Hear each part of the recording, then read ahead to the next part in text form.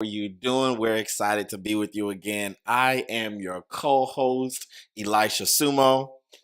And the host, Dr. Sumo, I'm excited. Are you excited about tonight? uh, Bishop for many. Bishop for many. Bishop for many. Are you excited about tonight in this Oh conversation, yes. sir? Oh man, I'm very excited. Every time we're going to have conversation, Oh yeah. yes, It goes up. It goes up. It goes up. Listen, here's what I'm going to ask you to do. Hit that share button, share this, tag a few people, let them know that we're live, send this to somebody, call, text, whatever you got to do. Get the people in here, let them know that Conversation with Bishop is live and we about to have a good time tonight. Tonight, yes. This topic, Yeah. I try to put some topics in front of you. And you do pretty well, but this topic we're talking today about dressing and the church clothes. Church clothes. Church clothes. Very Now, good. can we deal with some history just for a second? Church clothes, they are not biblical. They are cultural. Mm. Would you agree or disagree with that? Church clothes are not biblical. They are cultural. Why? Because Jesus was not wearing a three-piece suit to fellowship with the believers. hmm And so we understand that how we put on our church clothes, hmm they're not described as such in scripture. These are things that we have stepped into because of culture, because of the world, because of life. We understand that these are clean clothes. If you go to a business meeting, you put on these kind of clothes. If you go to, here's a good example. If you go to court, most people that have some kind of sense or they care, you put on something clean. Yes. So, a little suit, maybe a shirt, Mhm. some slacks, and some shoes to go present yourself in front of the judge. Mhm. It is widely looked down on when you step into courts and you're in, shorts and a t-shirt. It's just, they look at you a certain way from the Yes. moment that you come in because they're like, did you not know that you were coming to see a judge today? And it's from that angle that I want to take today's conversation. What before we even jump into it, because we're going to hit the Bible a little bit today, but before we even jump into it, what do you think about that? What do you say about that, just from your experience and what you've seen? Now, if we say biblical Yeah, and culture, yeah. God sees all. My God, God sees all. you gonna start us right there, God Bishop? is in biblical. Jesus. God is in social. Yeah, God is in he's culture. in the culture. This is true. He feels all in all. So we can't put God on the side because something is culture. When God gave Moses, That's how you feel. yes, God, when God gave Moses instruction God. to prepare Yeah. the the the the, the, the outfit Yeah, for the priest, Yeah. what did he say? That will give him some dignity. Beautify them in the eyes of the Purify people. them in the eyes of men. Yes, sir. Aha. If we didn't have that, Then we could Yeah. assume that he doesn't care. yeah, he doesn't care. Yeah. That's true. He That's does. very true. He feels all in all. He is in our culture. He is in our conversation. He is even right here. He is everywhere, and he cares about everything. Jesus. Cares about everything, and this is the reason why those. yeah, yeah. He said, "Cast your burden on me, for he cares." Yeah. Yeah, he cares about everything. He cares about the way we walk, the way we talk, the way he cares about everything, and everything we do has to reflect the purity and the holiness of Christ. That's all I can say about what dress should be as well. Yeah, purity, holiness of Christ. We had that conversation Wow. sometime, and you talk about when Peter heard that Jesus was standing there. That's what we're dealing with today. Aha. So that's what we're dealing. Yeah, he That's jumped in the water because he didn't want to be before the All Lord. right. So Go ahead. Can I read it? Yeah, go ahead. Oh God. Go ahead. Okay. Here Talk we about go. John 21. Yes. Okay. John 21, starting at the top. Afterward, Jesus appeared again to his disciples by the Sea of Galilee. Mm. It happened this way. Simon Peter, Thomas, also known as Didymus, Nathanael from Cana in Galilee, the sons of Zebedee, and two other disciples were together. Mhm. I'm going out to fish, Simon Peter told them, and they said, "We'll go with you." So they went out and got into the boat, but that night they caught nothing. Mm. Early in the morning, Jesus stood on the shore, but the disciples did not realize that it was Jesus. He called out to them, "Friends, haven't you any fish?" "No," they answered. First of all, that's pretty amazing because he was far enough for them not to realize it was him, but he was close enough for him to realize they hadn't caught anything. All right, we'll preach that another day. Don't worry about it. We'll handle that Yes. another day. "No," they answered. He said, "Throw your net on the right side of the boat and you will find some." When they did, they were unable to haul the net because of the large number of fish. Then the disciple whom Jesus loved said to Peter, "It is the Lord." As soon as Simon Peter heard him say, "It is the Lord," he wrapped his outer garments around him, for he had taken it off, and jumped into the water. The other disciples followed in the boat, towing the net full of fish, for they were not far from shore, about 100 yards. When they landed, they saw a fire of burning coals there with fish on it and some bread. I think I, no, yeah, I read that right. My God. Mhm. The thought for today is some things that we deal with, they're not religious, they're relational. They're not religious, they're relational. Maybe if we take a little bit of fault as a church, we take the fault from not properly teaching, for not properly, without bias, Mhm. for not properly without context, for not properly teaching from one generation to another, passing from one generation to another, the understanding Mhm. of why certain things are done and the reason why certain things are done. But there's a dignity to dress, there's a dignity to certain things.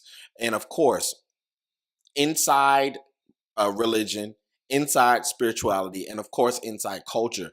But there is a level of modesty that is required relationally, not Yes. religiously, but relationally. Yes. If you are in relation with God, Yes. when you come before his presence, Mhm. you ought to look like something. I'm not, you I don't let me say this. I don't know how some people get away with their Holy Spirit Mhm. wearing certain things to church. I just If you could wear this to the club, you Yes. probably shouldn't wear it to church. Yes. And this isn't the episode on should you go to the club or not. This is the episode on when you come to the house of God, Yes. when you come to worship God, Yes. you probably should look like you came with the inspiration to worship God. Exactly. You first thing is to know God. Okay? First thing is to know God. If you don't know him, you will come to him anyhow. Woo! Mike, Bishop. If you don't know him, you will come out of the nightclub Jesus. drunk and go straight to And the go church straight to the church. because you are a member. So there is nothing, as you say, relation. There's no relationship. There is no consideration of who God is. God is holy. Yeah. God is a consuming fire. We don't play with the things of God. At least we ought not to. We ought, at least we ought not to. At least we ought not to. Yeah. I was I think I don't know if it was a conversation or I don't know what it was. Maybe I was teaching, but I was speaking about the pulpit. And I was speaking about the fact that literally the first time you asked us to move it, I was in shock. I'm like, In my mind, the angels moved it. I didn't think actual people were touching it. Yeah. And then, you were like, okay, just relax, calm. I don't know if you remember. Yeah. Calm down, Yeah. calm down. Just pray, sanctify yourself, and you can. I'm telling you that you can touch it, because it was literally like a little mini war. Yeah. And I wasn't that old. I was maybe 11, 12 or something Yeah. like that. Yeah. But I knew enough to know you don't play with that. Even at, what was it, 9, 10? This was before we moved here. So 9, 10, 11. Mhm. I knew enough to know that I've seen miracles That was happen back behind in this desk. That's in yes. Virginia. Yeah. I've seen miracles. I've seen breakthrough. I've seen Yes. deliver. I have seen the hand of God operate from this thing. Yes. And I'm not going to touch it. Yeah. I Yeah. didn't feel.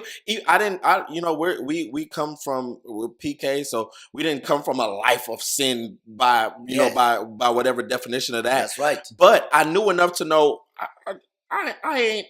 I might have taken a beignet earlier that I wasn't supposed to have. I'm not in a place where I should ever feel entitled to touching the things of God. Mhm.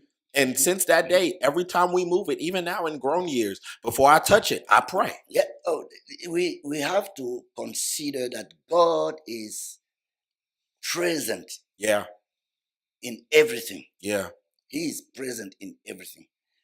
And especially when something has been consecrated to him, because when we installed the pulpit in Washington, D.C., it was a time of consecration yeah, to the Lord. yeah.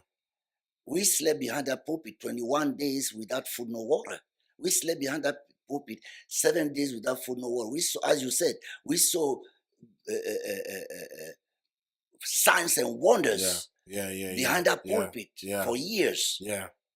For So, years. For years. So when we talk about all these things that we saw it by whom? Jesus. It was not by chance. Jesus. Somebody it wasn't luck. Somebody was operating. Right. Yeah. And we were just vessel in his hand. Somebody was operating. So after all those encounters Yeah. and experience, Yeah. we just take things with consideration. Yeah. That's what it was. Just the consideration. Up to now. Up to now. Yeah. And I think, and it may feel like we veered off the subject, but we have not. We're right in the middle of the subject. When we dress to go to church, Yes. it may not be a 3-piece suit. It may Yeah. not be a tie. It may just be pants and a shirt. Whatever it is, whatever you gonna wear, has to be in. You said the word consideration to our God. Whom are you going to meet with? You say you are going to worship the Lord. Who is the Lord? Where is he? Is he the Lord you're going to worship is not the ceiling and the carpet. He's there. Yeah. So wherever 2 or 3 are gathered in my name, I will be there in the midst. How much more?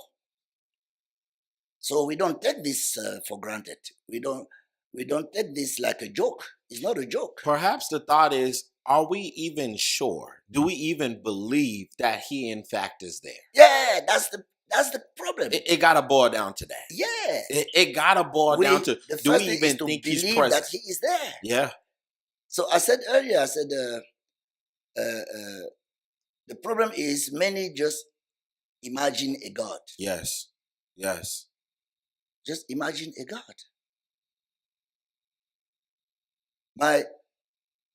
Again, as we converse, he said, "You shall be my witnesses." So to be witness of Christ, to testify of what he has done in our lives. Yes, sir. You remember you were, I think 3 years old or 4, when I took you to the mountain, to the mountain of Pennsylvania. I used to go there to pray. So one time I took you there, and you were so excited. You were happy. You were.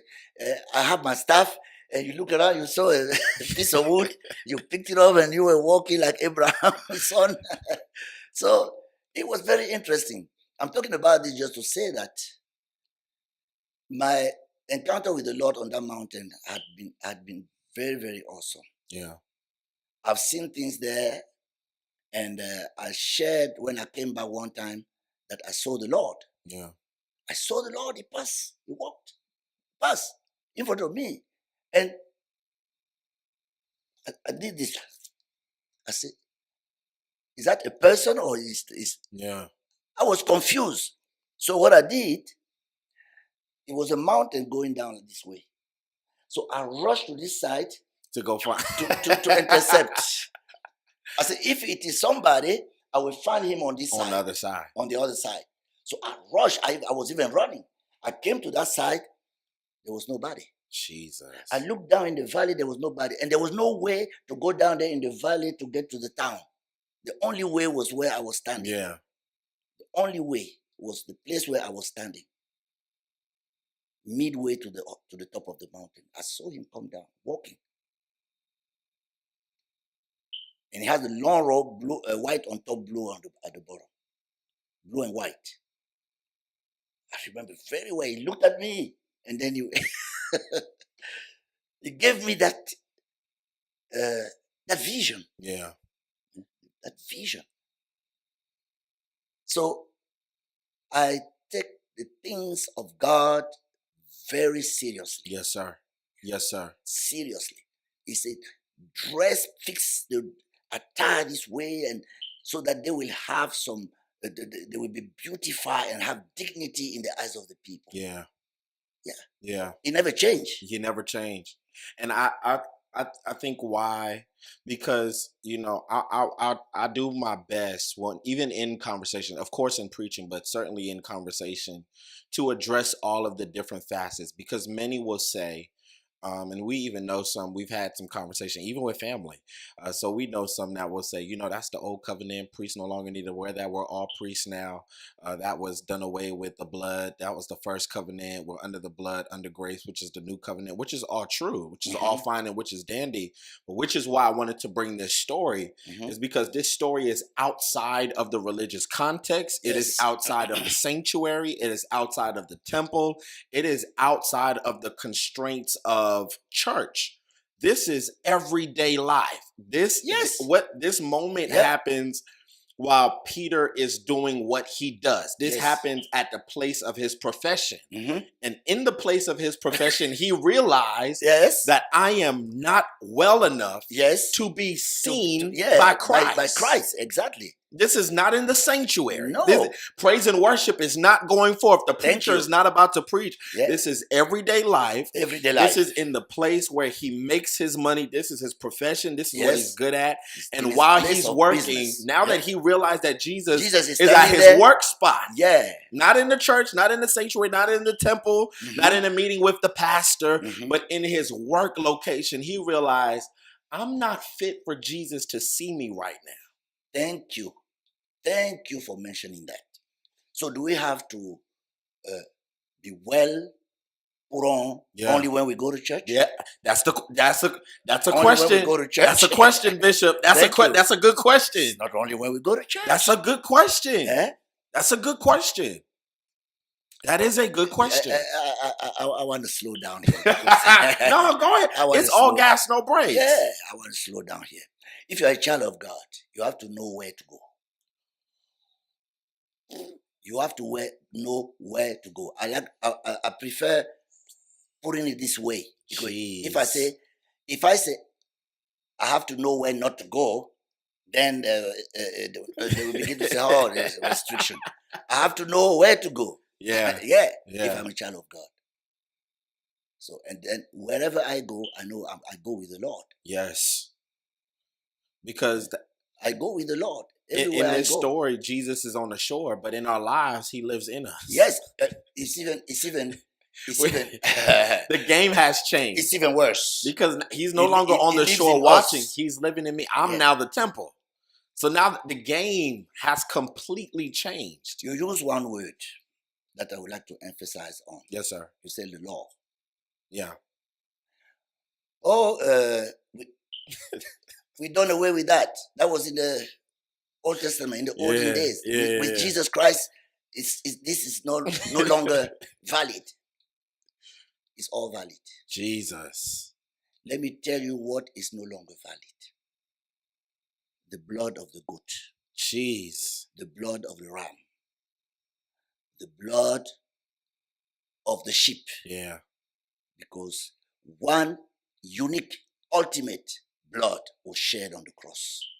Sound like it's still Holy And Week. that was the reason why when Jesus was dying on the cross, people were at the temple there with their goats. Mm-hmm. Mm-hmm. And the curtain got torn from top to down. My God. And the place where nobody could see and remain alive was laid bare in the eyes of the entire nation. That was extraordinary. So, by his own blood shed on the cross, he replaced all the blood of the bulls. Yeah. That's the law. That's what was the law. The strength was in the blood. The law was about forgiving sin. Yes. The strength was in the blood. The strength was in the blood for the forgiveness of sin. Yes, sir. Yes, sir. Yes, sir. He did not say that, okay, the 10 Commandments are lying down there. That's the law too, right? We're done with all the past. My God. Past law. Jesus. So we can commit adultery, we can lie, we can steal. That's why people who think like that, I'm sorry, but they don't think that the devil, the adversary, the devil is roaming around, bringing all these ideas, making them think that way, and consequently have them behave the way the devil wants them to behave. Yeah. That's strong. The law was about the blood of Jesus Christ, the blood of salvation. Yes. That the blood of the goat could not save mankind. Yes. The blood of the goat could not erase sin. Yes. Yes, sir. So I have come, Father, to do your will. I'm available. I'm gone. And his blood was shed. They pierced his side, and the blood and water gushed out. At that moment, the curtain at the temple got torn down. Everybody could see the holies of holies. And nobody died. Nobody died. Yeah. Because that blood was no longer relevant. That's where the law is. It's not on sin or, it's not on stealing, committing adultery, for all those things. Mm-hmm. Yeah. If you take all the laws of Leviticus, they are all in the 10 Commandments. Yeah. Yes. All. Yes. They are in the 10 Commandments. Yes. What about thou shalt not have another God? Jesus. But the Lord. How many gods people have? They don't see that like the law. Woo. Oh, this is past. No, let me tell you, it's the world is sinking. It's too bad. It's sinking, and the church is not exempt. Jesus. Yeah, the church is not exempt. What we are praying for right now is just for God to help us and keep his remnants. Yeah. Agreed. There are remnants. Agreed. In the church. Agreed. Agreed. Yeah. And we shall see when the trumpet sound. I always say rendezvous, right? Yes, sir. Rendezvous over there. We shall see when the trumpet sound. The remnants, they know themselves. They know each other. The church in general, as you see, is sinking. Because the church in general, whether it's Church of God, all those different names. Yeah. There were no names like that before. Yeah. All those different names of denominations and all that. Yeah. It's sinking. And the remnants are in there crying out to God. Yeah. Mm-hmm. So that's the situation. It's just like you taught us, and we're done at this point, but it's just like you taught us when studying in Revelation, studying the 7 churches. Yes. I never forget. I never forget. You remember you used to ask us when we were young, you would ask us which church? Which church is the 8th church? Yes. No, What's the church that we're a part of? What's the church that we are part of? Yeah, And many will say the Church of Philadelphia. yeah. The Church of Philadelphia. I said no. You The said church, you even said to the Church of Philadelphia, he said to those who will conquer, yeah, I Yeah. will. yeah. Why did he say that to the Church of Yeah. Philadelphia, just like to other churches? You taught us that in all 7 churches there's one church. Yes, The Church of the Overcomers. yes, and that's the 8th church. That's the 8th church. Yeah. The My overcomers. God. To him who overcomes. Yeah. To Philadelphia, when I was a young minister, I would say, we are Philadelphia. Hallelujah. That's a yeah. But one day, I was conversing with one minister who came from Ivory Coast. And we were talking. All of a sudden, he asked me the question. I said, the Church of Philadelphia. He said, no, my son. He said, there is an 8th church that you don't see when you read those 7 letters. Yes, sir. Yes, sir. They are the overcomers. And they are in all those 7 churches. And then that's what we call the remnant of the people. So don't look at denominations like, no. With their leaders. Because the leaders are the ones leading astray the people. Jesus. The leaders are leading the people astray. They're leading the people astray. But in there, you have the remnant who are crying out to the Lord. Sometimes they say, where else can I go? Yes, this is true. At least I just go and worship my God. Yeah, fellowship. This is true. Yeah. This is very true. So the situation is... So we were talking about, yeah. Just dress like the king is there. Decency. Yeah, I would... And because you said it, God is in culture, God is in society, God is in what's going on around us. And how you taught us growing up and how I see it to this day is if I can put on fine clothes to go to a judge, Yes. how much more to step in the presence of a king? If Of the I put king. put on fine clothes to go see the president, I have rendezvous with the president every Sunday. Yes. If Sunday is The my cultural president time, of presidents. the King of Kings, The Lord King of Lords. of Kings. That's a real thing. Yeah. And I think, just like you said, it truly does boil down to how much do I really believe Yeah. that this thing I say I believe in is real? No, it's very important. How much do I really believe It is that? so real to you that you cannot play with it. No, Can't play. It's so real. Can't play. And again, it may not equate the suit. It may you might wear a Birkin or Louis Vuitton or Gucci to wherever. So it does not equate to the suit, but it does equate to the level of modesty. Yeah. Your relation. Let's say you're best friends with the president.